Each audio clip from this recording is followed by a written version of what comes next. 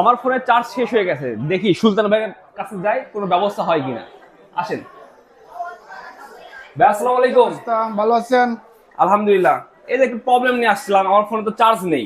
আচ্ছা, ঠিক একটু আছে। দেখেন না কোনো ব্যবস্থা করা যায় কিনা। আমি তো পাওয়ার ব্যাংকও ছেড়ে এসেছি, এখন তুমি আমার চার্জ দরকার, অফিসিয়াল কিছু টেক্সট করা বাকি ছিল, একটু দেখেন না কিছু করা যায় কিনা। খুবই ইমার্জেন্সি আমার দরকার। খুবই ইমার্জেন্সি, অফিসিয়াল কিছু কাজ ছিল।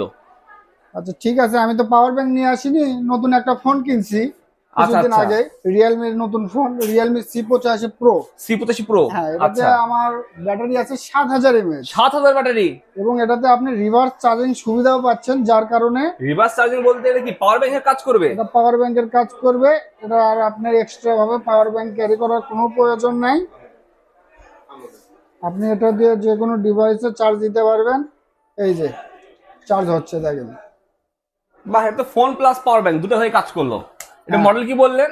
Realme C85 Pro C85 Pro। একদম আপডেট মডেল হবে, বাজারে একবারে নতুন।